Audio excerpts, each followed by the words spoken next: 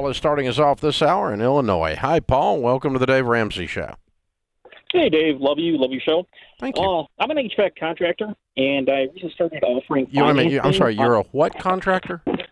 HVAC. Oh, HVAC. Okay. Yep. And I recently started offering financing on my equipment.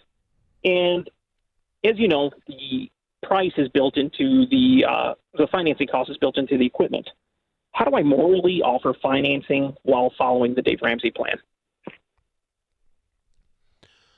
Well, I mean, there's 2 or 3 levels of this. One is, obviously, I am Dave Ramsey, and so if I offered financing, it would be as hypocritical as anything on the planet. So we don't take credit cards. We'll take your debit card, and we obviously don't offer financing. That would be completely wrong. If someone is following our stuff, I guess it would depend on how viciously angry you are about debt.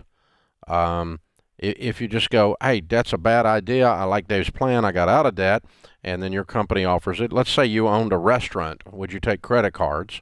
Probably. That would be a fairly normal thing to do. If you're not me, if there was a Dave Ramsey restaurant, if I took credit cards, it'd be on the front page of the newspaper, right?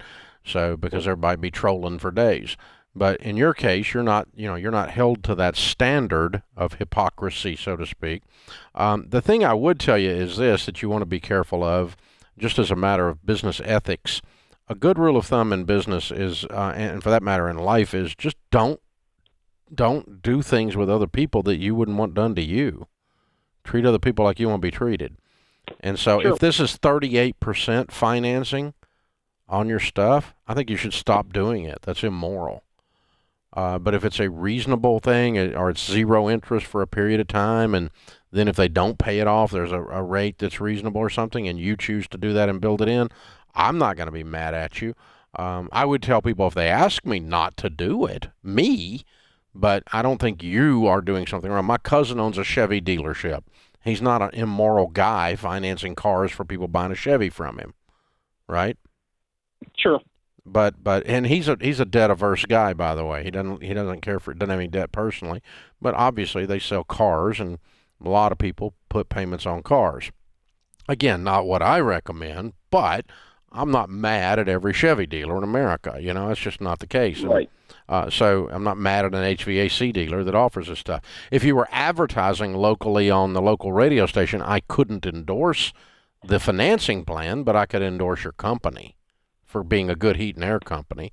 But in your case, what you want to do is you just say, gosh, I'm going to treat other people like I would want to be treated. And if you're real hardcore, you would say no financing then. If you're medium, you would just say, well, this is a fair price on this financing. It's not a ripoff. But if it's a ripoff thing, you should just not engage in it. Right. Okay.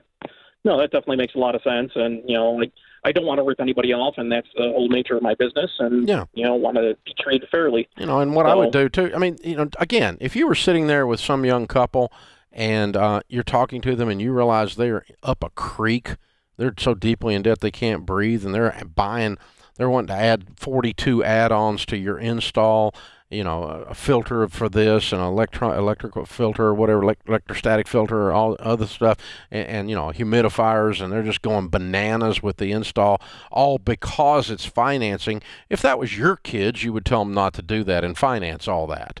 And so tell that young couple that, don't do that, guys.